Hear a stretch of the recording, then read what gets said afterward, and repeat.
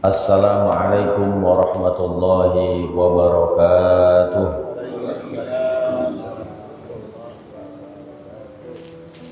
Innal hamdalillah nahmaduhu wa nasta'inuhu wa nastaghfiruh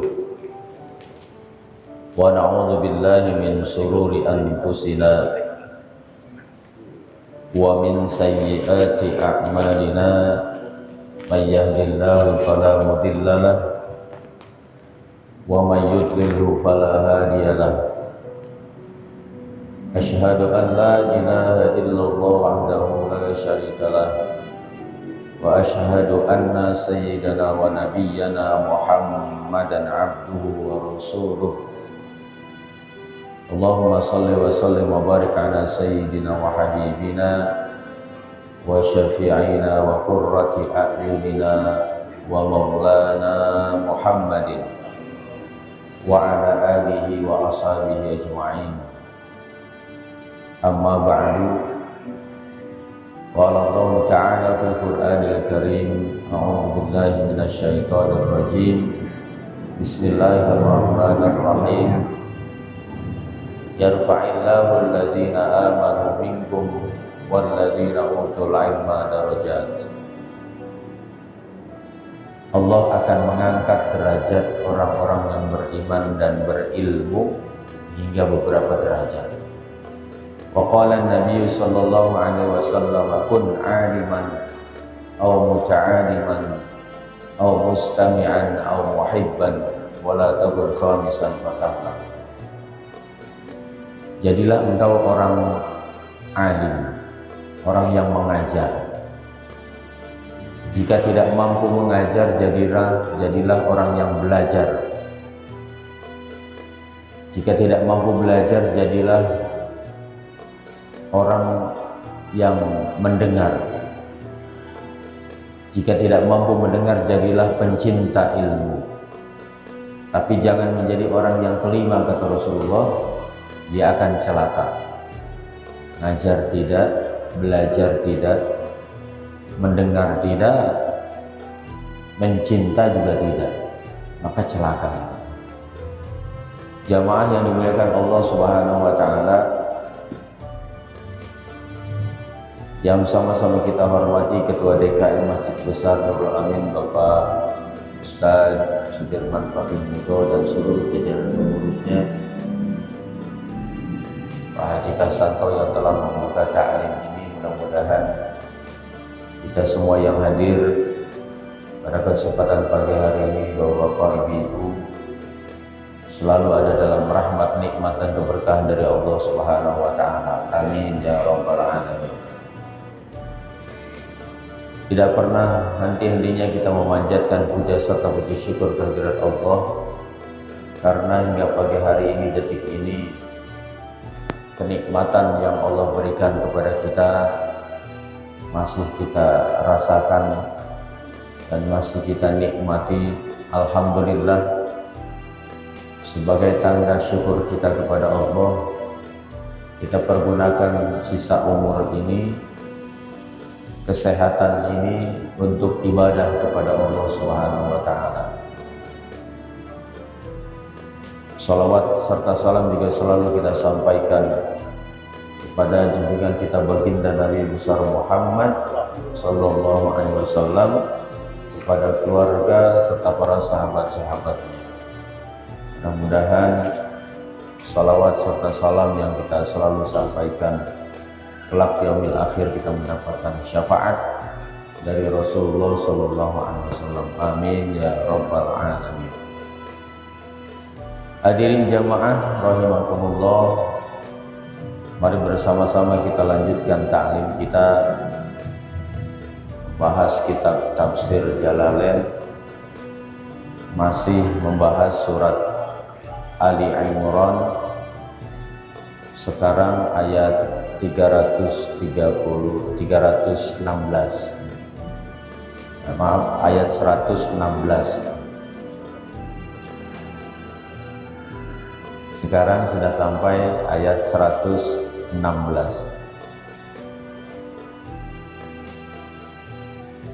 Allah Subhanahu wa taala berfirman, A'udzu billahi minasy syaithanir rajim. Bismillahirrahmanirrahim. Innal ladzina kafaru lan tughni 'anhum amwaluhum wala auladuhum minallahi syai'a wa ulaika ashabun nar hum fiha khalidun. Ayat 116 ini berbicara tentang harta. Anak tidak akan dapat menolong seseorang nanti di akhirat jika harta itu, anak itu hanya dibangga-banggakan di dunia saja. Harta tidak dipergunakan di jalan Allah, tidak dipergunakan untuk ibadah kepada Allah. Anak tidak diperkenalkan kepada Allah, sampai matinya tidak kenal Allah. Maka nanti sedikit pun di akhirat tidak dapat menolong kita. Nah, ini teguran untuk orang-orang Yahudi, orang-orang musyrik yang selalu mencerca Nabi, menghina Nabi dan para pengikutnya, yang mereka mengatakan kepada Nabi dan para pengikut Nabi, kalau Nabi Muhammad SAW dan pengikutnya itu memang orang benar dan dapat dipercaya, kata orang-orang Yahudi dan orang-orang musyrik. Tetapi kenapa mereka miskin? Kenapa mereka melarat, katanya? Ini hinaannya. Menghina Nabi miskin, menghina Nabi melarat dan para pengikutnya. Kita mah kagak seperti mereka, kata orang-orang musyrik itu. Kita mah kaya, anak-anak kita sukses.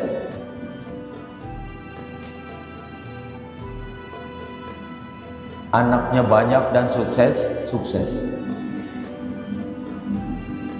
Maka sebagai bantahan dari ayat ini, Allah Subhanahu wa taala turunkan ayat ini. Jadi asbabun nuzulnya itu tadi. Orang-orang Yahudi dan orang-orang musyrik itu menghina Nabi SAW dengan mengatakan bahwa mereka itulah orang-orang yang kaya, tidak seperti Nabi dan para pengikutnya. Maka sebagai bantahan apa kata Allah Subhanahu wa taala? Innal ladzina kafaru, sesungguhnya orang-orang yang kafir, lan tughniya anhum amwaluhum, tidak akan dapat menolak, tidak akan dapat menghindarkan diri mereka, anhum, diri mereka, amwaluhum, harta benda mereka,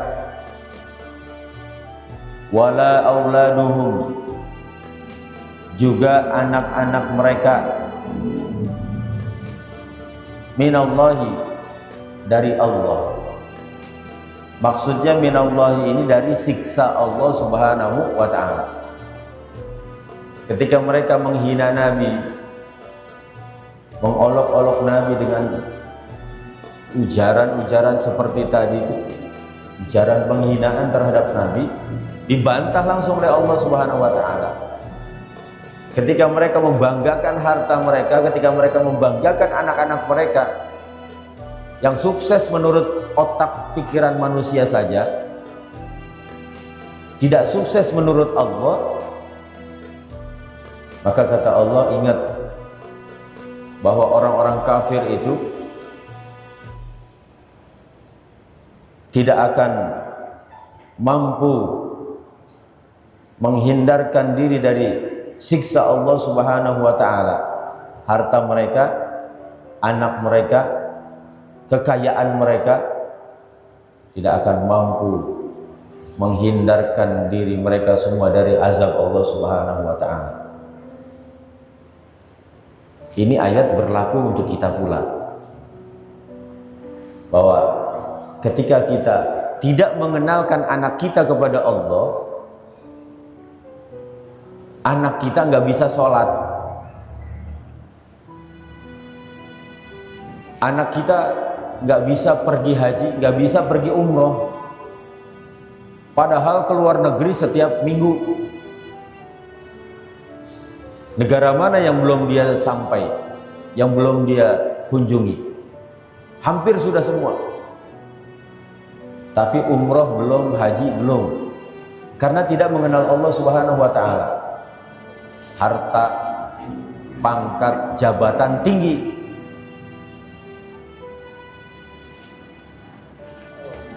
tapi tidak kenal Allah Subhanahu wa ta'ala. Nggak pernah sholat. Ketika pulang ke rumah di hari Jumat, banyak orang-orang muslim melaksanakan sholat Jumat, dia kagak pergi Jumatan. Nah, ini sukses menurut pandangan manusia, tidak sukses menurut pandangan Allah Subhanahu wa ta'ala. Nah, ini yang akan mencelakakan nanti kita di akhirat, yang mencelakakan anak-anak kita nanti di akhirat, jika tidak kenal Allah Subhanahu wa ta'ala. Harta kita sama, harta kita yang kita bangga-banggakan, yang kita simpan di rumah, apapun itu bentuknya, jika kita bangga-banggakan saja, itu akan menjadi bumerang buat kita nanti di akhirat. Kata Allah dalam surat At-Takasur, di akhir ayat itu, summa latus'alunna yawma idzin anin na'im. Nanti pada hari kiamat itu akan ditanya oleh Allah Subhanahu wa ta'ala tentang nikmat yang aku berikan, kata Allah. Semua nikmat yang aku berikan, sampai yang terkecil pun akan dimintai pertanggungjawabannya oleh Allah Subhanahu wa ta'ala.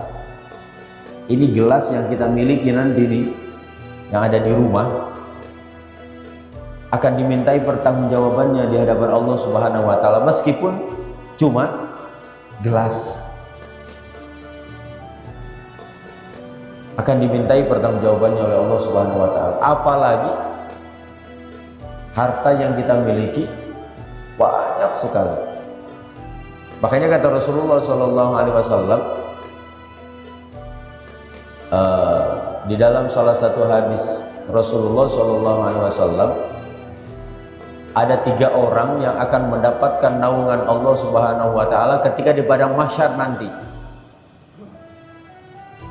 Yang di padang mahsyar itu kan sebuah tempat yang tidak ada atapnya, yang nanti kita, kata Rasulullah, itu atapnya itu matahari 1 jengkal di atas kepala kita. Panasnya bukan main. Tapi ada 3 orang, kata Rasulullah SAW, yang akan mendapatkan kesejukan, yang tidak akan mengalami ketakutan di padang mahsyar, yang tidak akan mengalami kehausan, kata Rasulullah. Ketika di mahsyar itu kita menunggu hisabnya Allah Subhanahu wa ta'ala, kata Rasulullah, 50.000 tahun.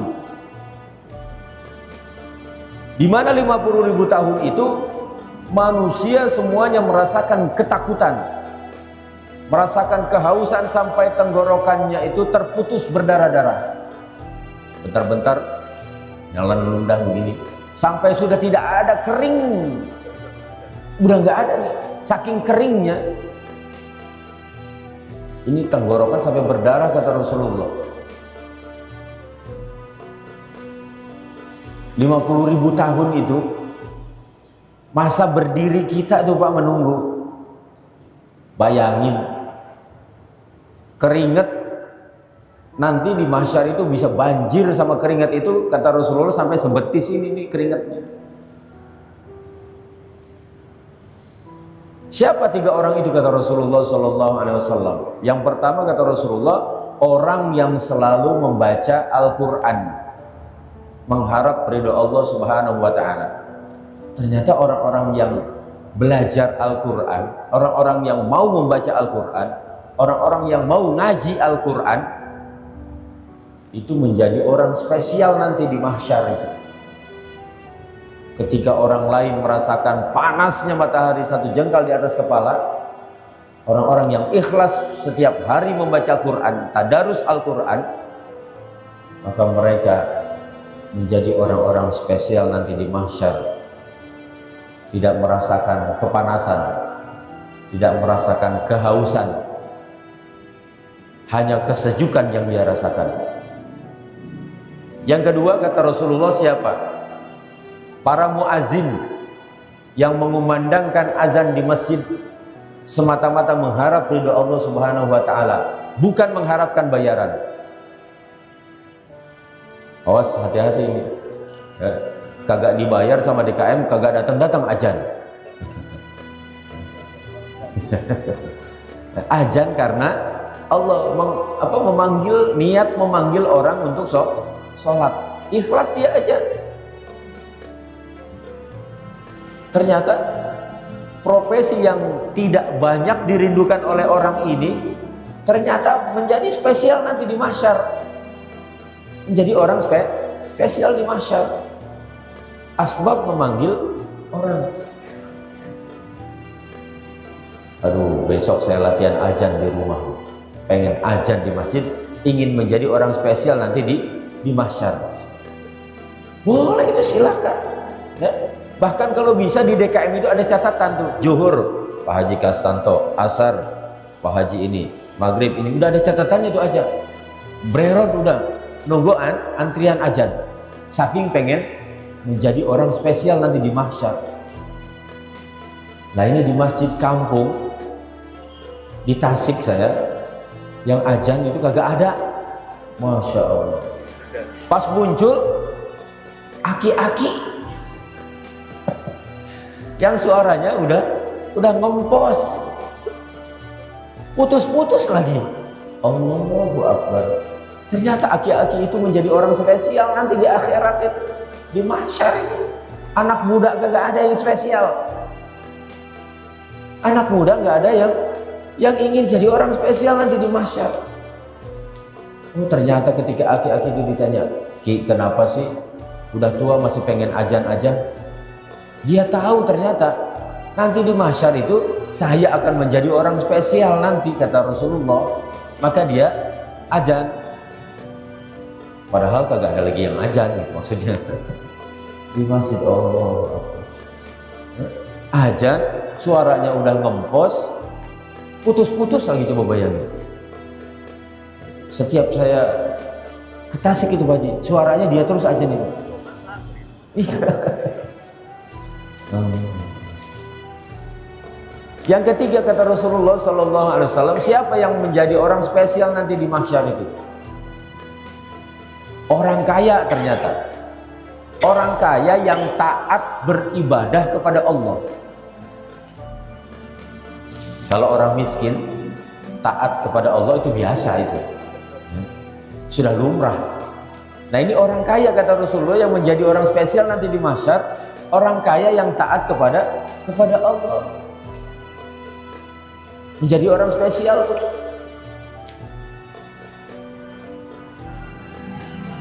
Orang miskin iri, kata orang miskin, kok saya kagak menjadi orang spesial, kata orang miskin kepada Rasulullah. Lalu Rasulullah menghibur orang miskin. Kata Rasulullah, jika kamu ingin masuk surga lebih awal, orang miskin akan masuk surga lebih dulu daripada orang kaya. Asal kamu mau membaca setiap habis sholat itu Subhanallah 33 kali, Alhamdulillah 33 kali, Allahu Akbar 33 kali, kata Rasulullah. Maka amalan itu yang dapat menghantarkan kamu masuk surga lebih dulu. Lah senang tuh orang miskin, dia amalin cuma itu karena harta nggak punya, ya. Dia amalin itu setiap hari habis sholat dia baca itu. Subhanallah, subhanallah.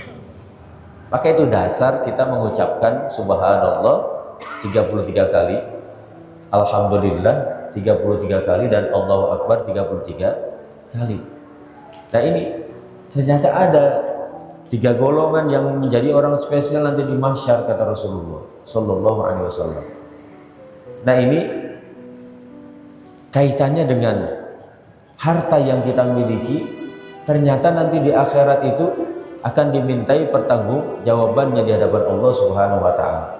Seperti cerita yang pernah saya ceritakan beberapa bulan yang lalu, ada seorang miskin yang kerjaannya cuma mencari kayu bakar, yang punya kampak 1, tapi pertanyaannya banyak banget di alam barzah, di alam kubur. Padahal cuma punya kampak 1. Apalagi kita, motor punya, mobil punya, wah, pesawat punya, gitu. Masya Allah, rumah mewah bertingkat 3. Waduh, itu besar sekali itu nanti hisabnya tuh. Banyak hisabnya nanti. Oh, kita punya kampak 1 aja ada hisabnya, punya gelas 1 aja ada hisabnya nanti di akhirat.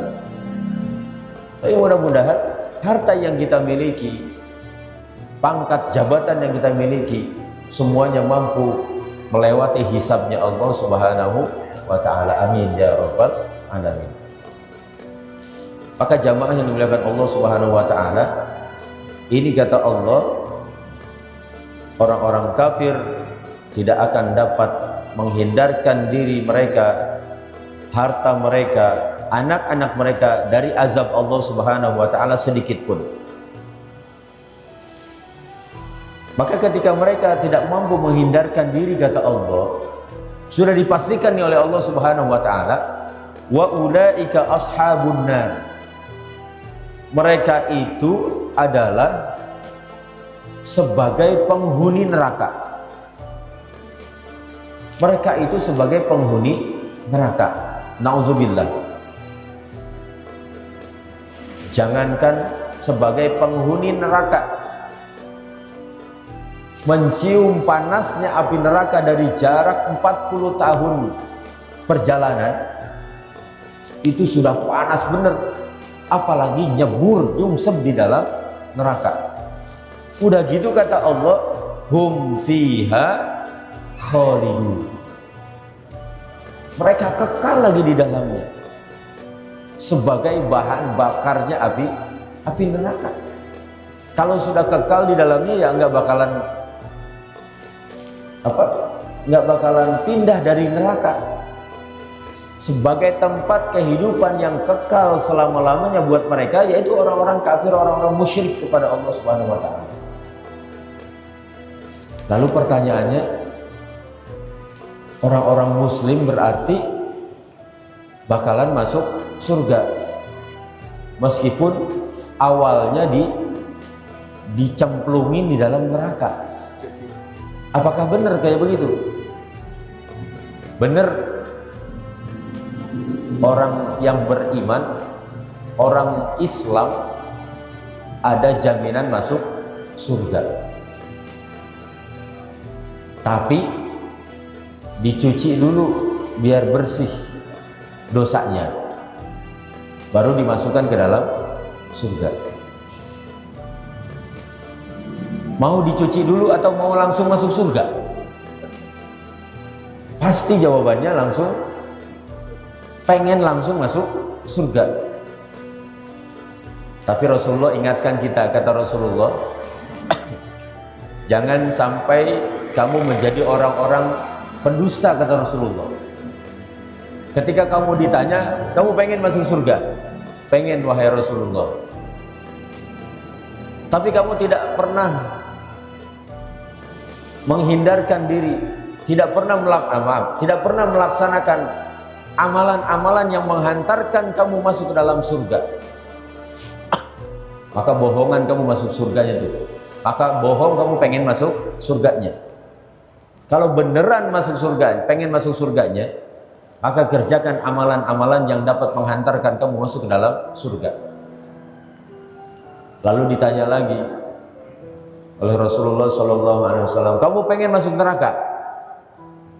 Pasti jawabannya tidak. Bohong kamu, kata Rasulullah. Kamu tidak pengen masuk neraka, tapi kamu selalu mengerjakan yang dapat menjerumuskan diri kamu masuk ke dalam neraka. Kalau memang benar-benar kagak pengen masuk neraka, jauhi amalan-amalan yang dapat menjerumuskan kamu masuk ke dalam neraka. Berarti kalau tidak menghindarkan diri, tidak menjauhi perbuatan-perbuatan yang menjerumuskan masuk ke dalam neraka, itu masuk neraka, kagak pengen masuk nerakanya, bohongan berarti. Maka kata Rasulullah, sungguh-sungguhlah mencari amalan, mengerjakan amalan yang dapat menghantarkan kita mendapat ridho Allah dan masuk ke dalam surganya Allah Subhanahu wa ta'ala. Maka sungguh-sungguhlah kita menghindarkan diri dari azab api nerakanya Allah Subhanahu wa ta'ala dengan banyak beramal, dengan banyak mengerjakan amalan-amalan yang diridhoi oleh Allah Subhanahu wa ta'ala. Jangan sampai perangai kita seperti orang-orang Yahudi, orang-orang musyrik yang menghina Nabi dengan membangga-banggakan diri lebih hebat daripada Nabi. Ya, kata Allah Subhanahu wa ta'ala, alhaakumut takasur. Alhaakum, telah melalaikan kalian, telah melalaikan kamu semua. Apa itu kata Allah? At-takasur, memperbanyak harta, membangga-banggakan harta saja maksudnya. Bangga dengan pangkat jabatan, bangga dengan harta yang dimiliki, bangga yang tadi dengan anak-anak yang sukses tapi kagak kenal Allah. Bangga tuh, padahal itu telah menjerumuskannya ke dalam api neraka. Kata Allah, jangan sampai nyesel sebelum mati, sebelum masuk ke alam barzah. Jangan sampai harta menjerumuskan dia di alam barzah, anak menjerumuskan dia di alam barzah, pangkat jabatan menjerumuskan dia di alam barzah, hatta zurtumul maqabir. Tiba-tiba masuk kubur, tiba-tiba masuk ke dalam kuburan, baru dia nyesal tuh bertemu malaikat Munkar dan Nakir. Ketika ditanya man rabbuka, kagak kenal Allah, gak bisa jawab ya, karena gak kenal Allah. Wa man nabiyuka, juga gak bisa jawab siapa nabinya, karena gak kenal sama Nabi, gak kenal sama Rasulullah, gak kenal sama Nabi Muhammad SAW. Selama hidupnya hanya harta yang dibanggakan, hanya pangkat jabatan yang dia banggakan, tapi tidak kenal Allah, tidak kenal Rasulullah. Wa ma kiblatuka, kagak tahu kiblatnya juga di mana. Karena belum pernah berangkat umroh, belum pernah sholat, belum pernah berangkat haji. Berangkatnya ke Australia, berangkatnya ke Amerika, berangkatnya ke negara-negara yang dia kunjungi terus. Tapi ketika diajak umroh belum mau karena belum dapat hidayah. Nah ini hati-hati, jangan sampai hatta zurtumul maqabir. Kalau sudah masuk ke dalam kubur, baru dia mengadakan penyesalan dalam dirinya. Makanya nanti di dalam neraka itu ada orang yang menjerit-jerit, wahum yastarikhuna, mereka berjerit-jerit, berteriak-teriak, minta tolong kepada Allah Subhanahu wa taala, pengen dikembalikan lagi ke dunia, pengen beramal kayak begini, pengen beramal soleh. Ya kalau nanti sudah di akhirat kayak begini ya sudah basi, nggak bisa balik lagi, nggak bisa balik lagi meskipun teriak pengen balik lagi ke dunia. Tempatnya sudah berbeda, alam yang kita lalui itu sudah berbeda. Dulu kita masih di alam arwah, lalu kemudian Allah ciptakan kita di alam rahim, di alam rahim, di alam perut. Belum kenal dunia, belum, masih kenalnya di dalam perut, masih sempit. Lalu Allah keluarkan kita, namanya alam dunia ini, alam yang ketiga nih. Lalu Allah tiadakan lagi nanti kita, meninggal dunia, mati, namanya alam barzah, alam kubur. Setelah alam kubur semuanya mati itu makhluk, alam ba'as, dibangkitkan lagi oleh Allah Subhanahu wa taala, berarti dihidupkan lagi tuh untuk mempertanggungjawabkan amal kita masing-masing. Nah, mulai situ dah. Terus prosesnya. Nah, nanti kita bertemu dengan yang tadi saya ceritakan itu alam mahsyar, yang kita nunggu hisabnya Allah itu 50.000 tahun. Masya Allah. Mudah-mudahan kita semua mampu melewati hisabnya Allah Subhanahu wa taala dalam keadaan selamat, dalam keadaan baik, dalam keadaan mendapat naungan dari Allah Subhanahu wa taala. Dan kaitannya dengan ayat ini, mudah-mudahan kita tidak seperti orang-orang musyrik, orang-orang Yahudi yang menghina Nabi, yang membangga-banggakan harta saja tapi tidak mengenal Allah Subhanahu wa taala, tidak beribadah kepada Allah. Mudah-mudahan kita tidak seperti itu. Kita mampu mempergunakan harta kita di jalan Allah Subhanahu wa taala dengan sebaik-baiknya. Shadaqallahul azim. Al-Fatihah. A'udzubillahi minasyaitonir rajim. Bismillahirrahmanirrahim. Alhamdulillahirabbil alamin arrahmanir rahim maliki yaumiddin. Iyyaka na'budu wa iyyaka nasta'in. Shiratal mustaqim. Shiratal ladzina an'amta 'alaihim ghairil maghdubi 'alaihim waladdallin. Kurang lebihnya mohon maaf. Billahi taufiq wa hidayah. Wassalamualaikum warahmatullahi wabarakatuh.